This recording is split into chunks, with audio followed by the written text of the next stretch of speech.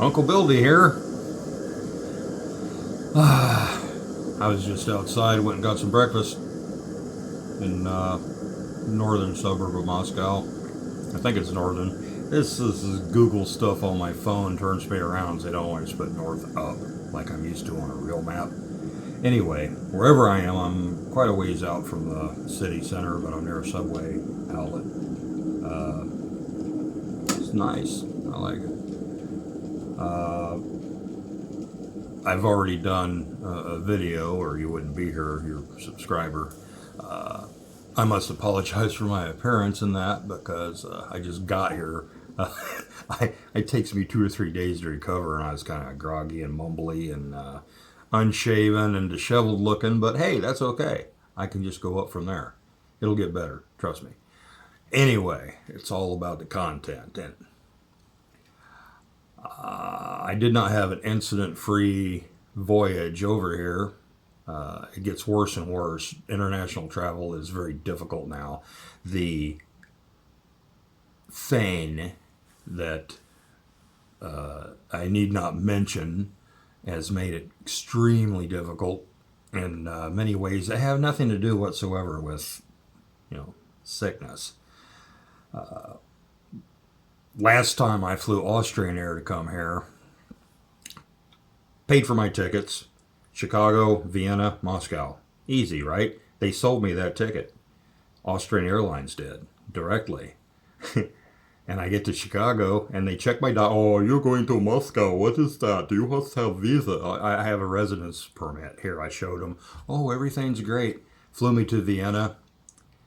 2-hour layover. Go to get on the next plane. We must see your visa. These are real Austrians. And I show them. Oh, this is no good. You cannot go to Moscow. You're not Russian immigration. You're an airline, and you contracted to take me to Moscow. It is not our policy. You cannot go. You must buy a new ticket back to Chicago. No, I'm not going back to Chicago. No, it is our policy. Well, we went round and round and round and round and round and round and round. They wouldn't listen. They kept saying, it is our policy. You cannot go there. Your paperwork is no good. You don't know what you're talking about. My paperwork's fine. They couldn't tell me the reason, but it's their policy. They wouldn't take me. They refused. They kept telling me I had to buy a ticket back to Chicago on my own expense. I said, your people in Chicago said this is okay and brought me here, and now you say it's not? You're the problem. It is our policy. You cannot go. Okay. I'll find another way. Thank you. I walk out into the lobby at departures to find an outlet because my computer's down on both my phone and my battery. Battery's down. Oh, I'm still a little tired. I'm sorry. The battery is down on my computer and my phone. I need to charge up. I walk out in the lobby, and this big, strapping, brave, muscular police officer just made a beeline for me. You must go! You must go out! You cannot stay in the airport! Now, there's lots of people going around about their lawful, peaceable business, but he told me I have to leave. And I said, I'm going to get another flight. Oh, you must go. Show me boarding pass. I don't have it yet. They canceled my flight, and I have to buy another one. I'm going to get on my computer. But no, you must go. And I said, no. And he kept telling me I must go and getting more and more frustrated. And I just stopped talking, and I just said, no. And then he acted distracted and just walked off. He didn't know what to do, I guess. Oh, thank you for protecting us, brave, kind sir. I got an outlet and got on my computer, found an Aeroflot flight, a couple $100. It was about 300. So, and Aeroflot's here in Vienna. So I went to find the Aeroflot Cossack. Couldn't find it anywhere. Nobody knew anything about it. I know it's here. Finally, someone directed me across the street to a building that actually had plywood over the walls, over the windows and doors, and big signs saying the building's closed because of the thing. I went there anyway, and I pushed the door open, and it was unlocked. And I went in, and way back in the back, all the lights are off, and there's plywood boarding up everything, and artificial walls. to keep you out of areas. And there's a light way back there. And I went back there, and sure enough, that was the Aeroflot line. They put them back there in an empty building that they said was closed.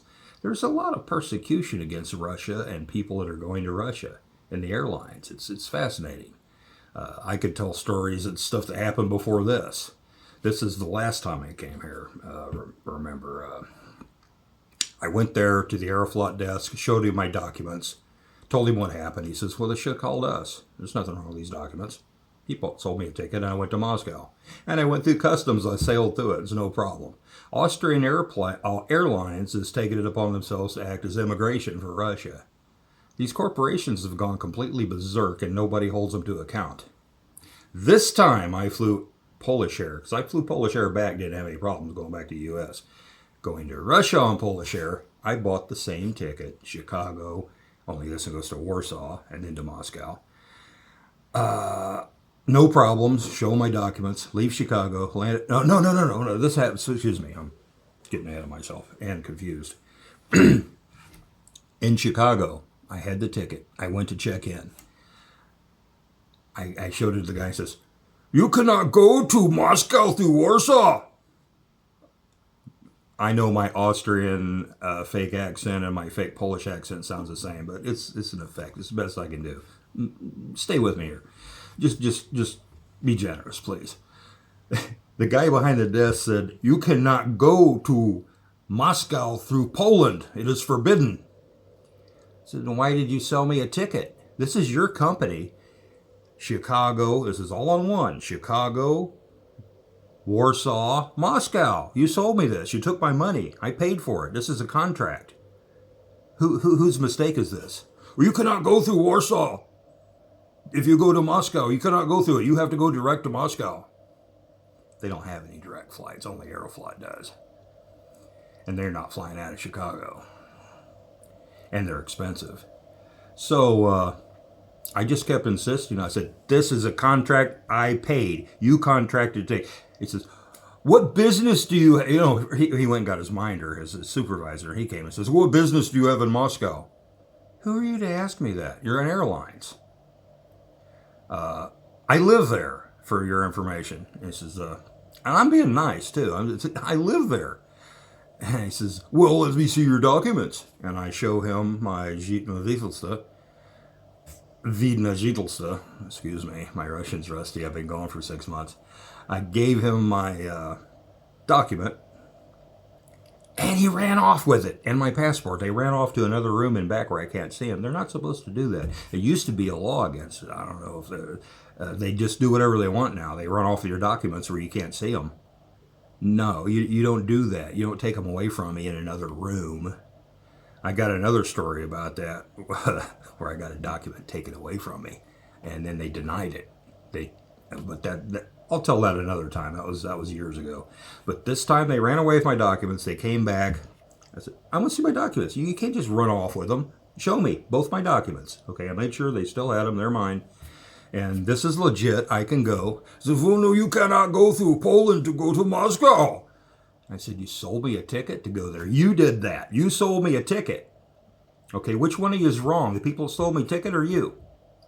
So this is a contract, and you need to get me to Moscow.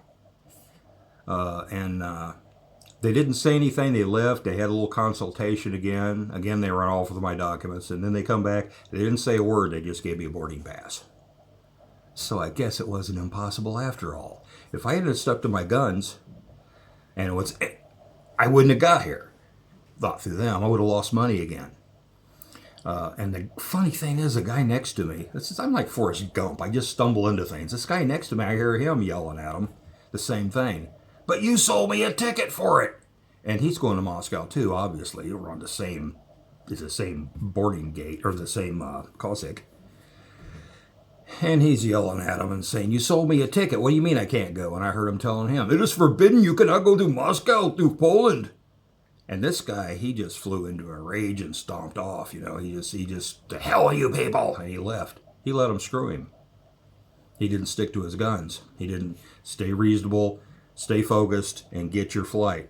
Because they're doing this stuff to people. And they're just keeping the money. They'll give you a voucher, and they'll say it's your fault. maybe they'll give you a voucher. And then when you go to apply that voucher, well, you can never use it, because I've got vouchers for Turkish Air. I got vouchers for, sad to say, Aeroflot that I can't use. Anytime I try to get a ticket and try to use that voucher, it's, oh, it can only be applied to this and this, but I'm not going there. You know, there's no accountability anymore. The government and the regulatory agencies have been captured by the corporations, and they're just doing whatever they want. They're screwing people. They're taking your money and laughing at you and keeping you from going where you're. I think maybe there's some State Department stuff in here. There's some shenanigans. It's all about Russia. They don't like people going to Russia for some reason.